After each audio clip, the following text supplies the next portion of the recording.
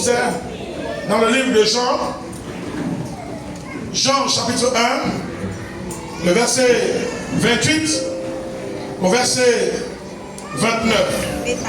Ces choses-là se passaient à Béthanie. Au-delà du Jourdain. Au-delà du Jourdain. Où Jean baptisait. Où Jean baptisait. Jésus venant. Il vit Jésus venant à lui. Jean-Baptiste vit Jésus venant à lui. Et il dit. Voici l'agneau de Dieu. Qui ôte le péché du monde. Qui ôte le péché du monde. Amen. Amen et amen. Acclame la parole de Dieu et ainsi. Jean-Baptiste, Jean le baptiseur, vit le lendemain Jésus venant vers lui. Jean s'adresse au peuple qui était là. Il leur dit, voici l'agneau de Dieu. Parlant de Jésus. L'agneau de Dieu qui ôte le péché du monde.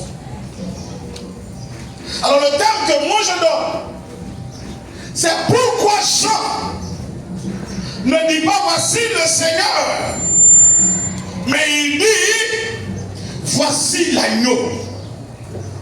Pourquoi Jean qualifie Jésus d'agneau? C'est la question. Alléluia. Donc, je parle de la qualification de Jean. Et l'objectif visé. L'objectif visé. Parce que vous voyez, Jean pouvait dire, voici le bœuf. Voici le veau. Il pouvait dire quoi? Il pouvait traiter Jésus d'autres choses. Mais pourquoi il parle d'agneau? Alléluia. Tout simplement pour te dire que l'agneau est l'animal qui est utilisé dans des sacrifices de purification importants et capitaux. Alléluia. L'agneau est l'animal qui est utilisé dans des sacrifices, ou si tu veux, dans des rituels de rachat, ou qui est nécessaire, qui est capital. Ça me ramène à ce que je dis, issu de familles animistes.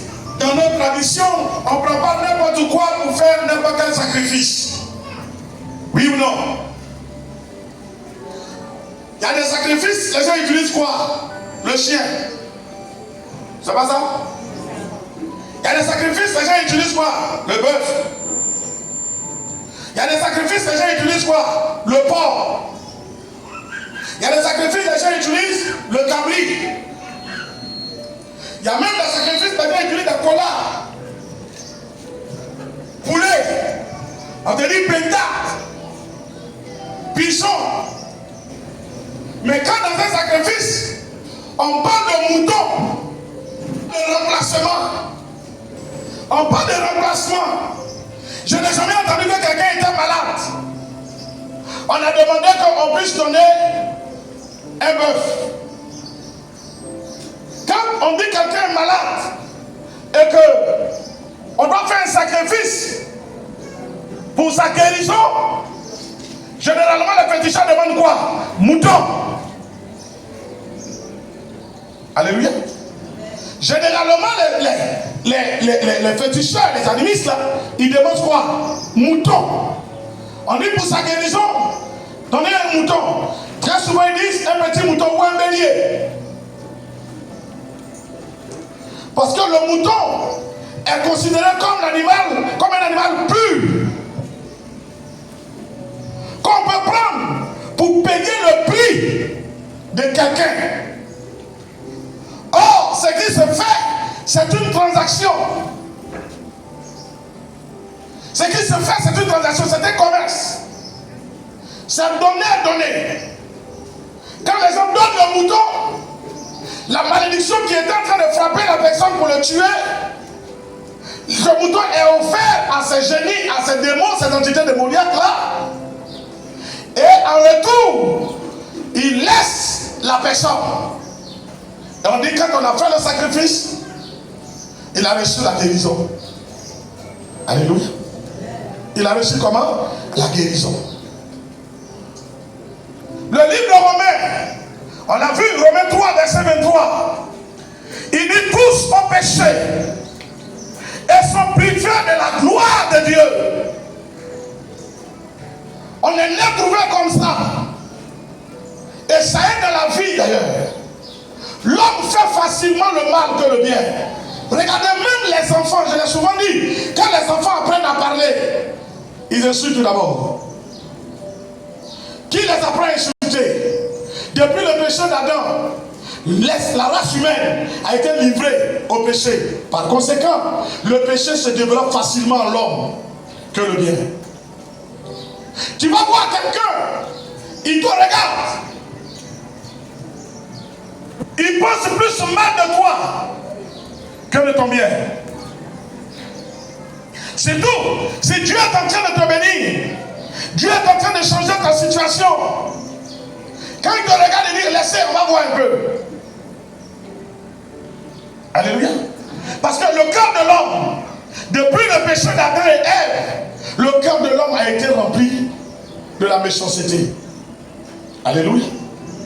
On critique plus, on médite plus le mal, on pense plus à tout ce qui est négatif qu'à ce qui est bien.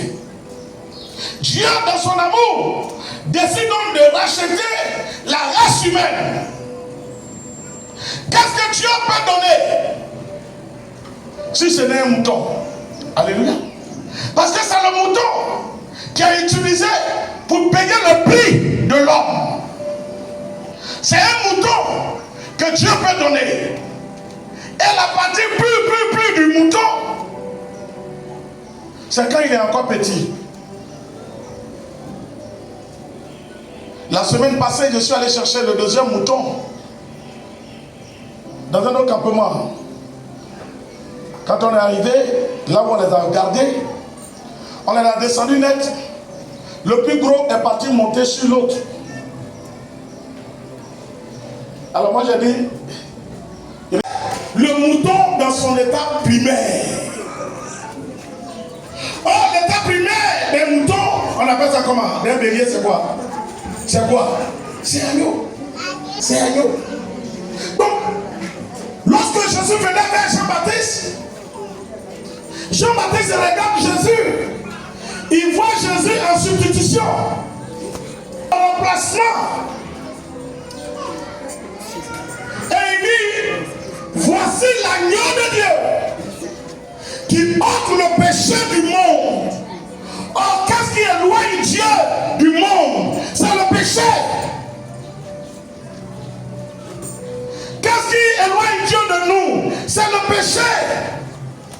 Ésaïe dit, la main de Dieu n'est pas courte, ni son oreille tendue pour nous entendre, mais ce sont nos péchés qui nous cachent sa face et l'empêchent de nous exaucer.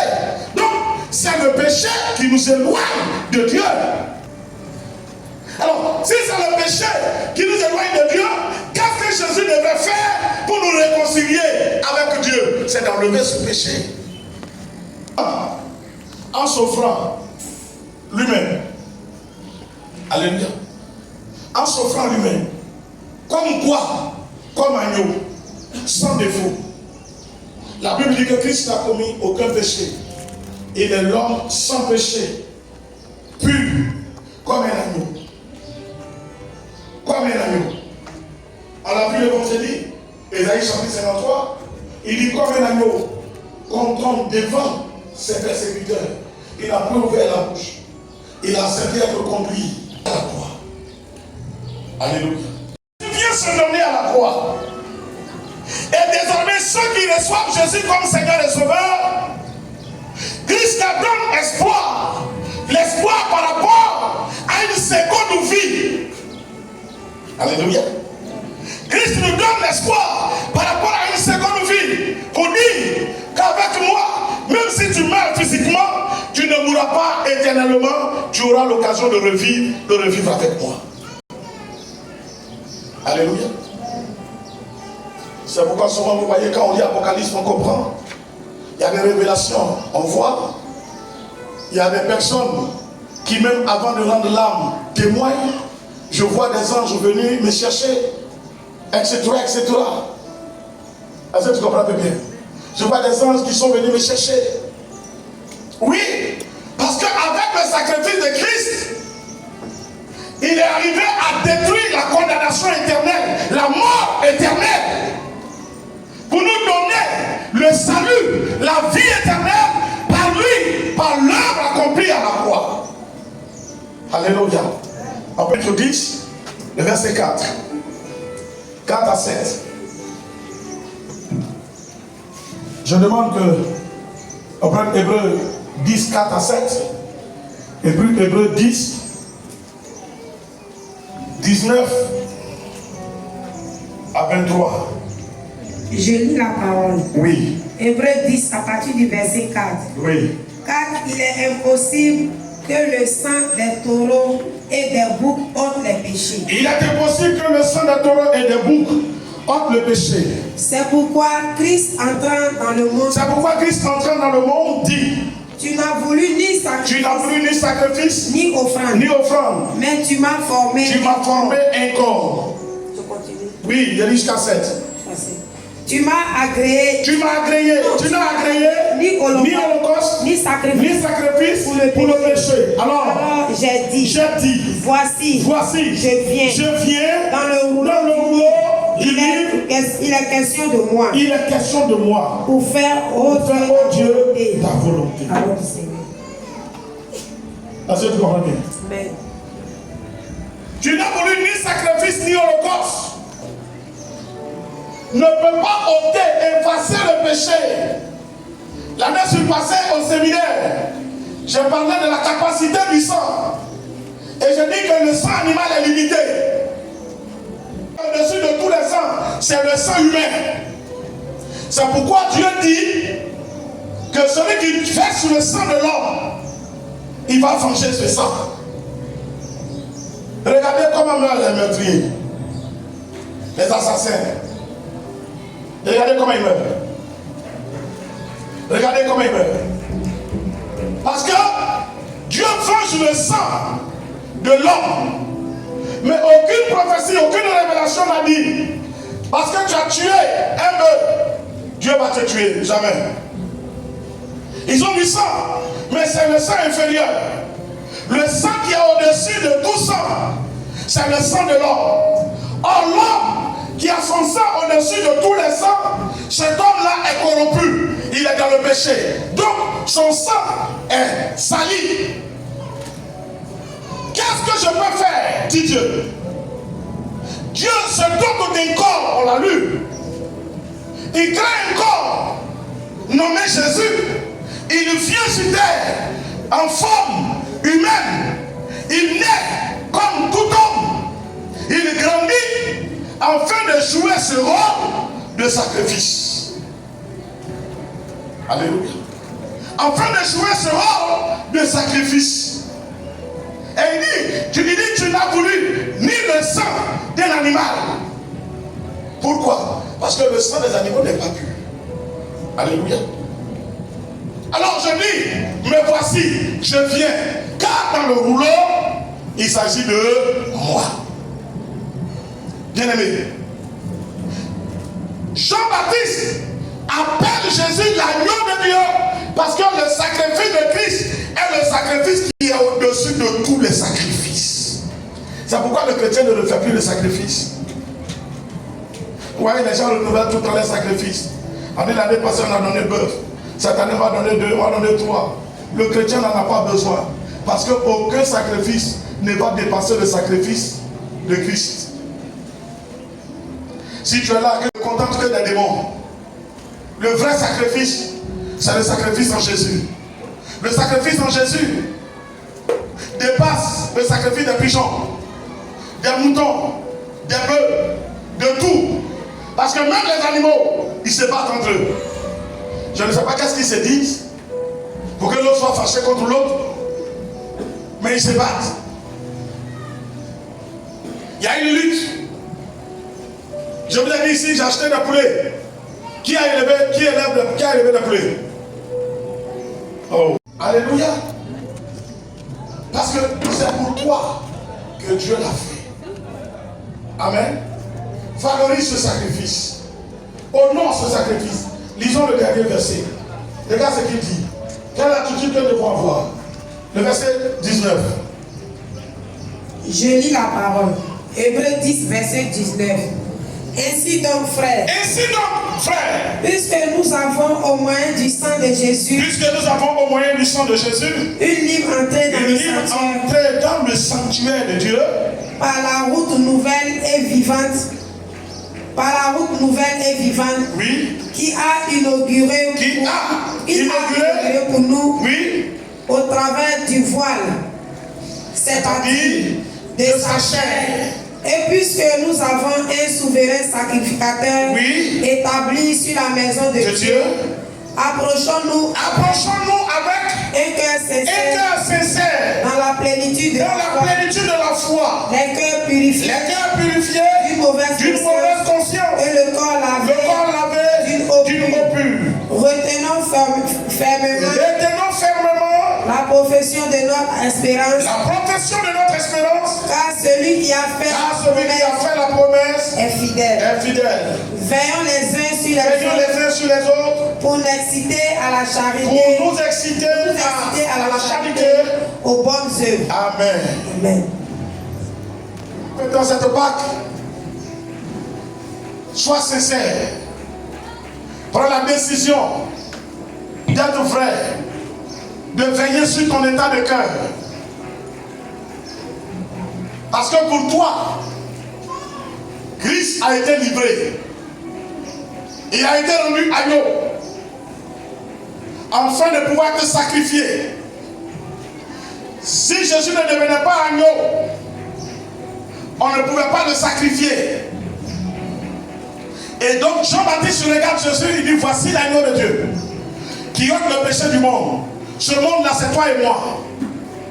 Si notre péché a été ôté, veillons à ce qu'elle reste ôtée. Battons-nous à ce que cela reste ôté. Ne la ramenons pas dans notre vie.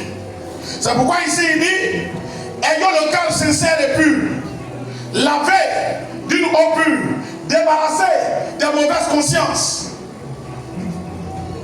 Travaillons à notre salut.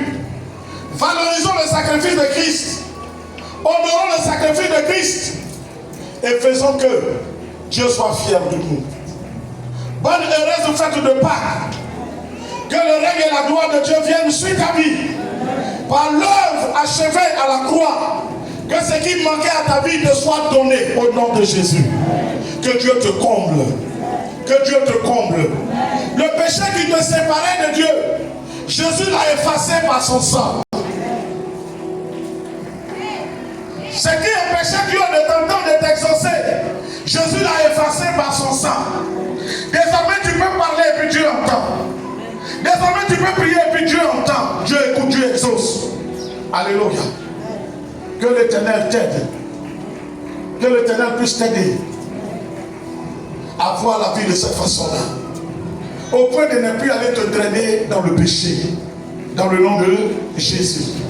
Tout m'est permis, mais tout ne m'est pas utile. Je peux tout faire, mais tout ne peut pas me servir. Alléluia. Étant un homme, une femme rachetée, lavée, purifiée, nettoyée, je ne peux plus aller vautrer dans le péché. Il n'y a que le chien qu'on lave, le chien et le corps qu'on lave, et puis de facto, ça va traîner encore dans la boue. Toi, Jésus t'a transformé. Jésus t'a racheté. Il a payé le prix pour toi. Veille à ce que Christ soit honoré dans ta vie. Dans le nom puissant de Jésus. Amen. Bonne et heureuse fête de Pâques au nom de Jésus. Tiens-toi debout. Et tu vas dire au Seigneur, aide-moi à garder ce cœur pur.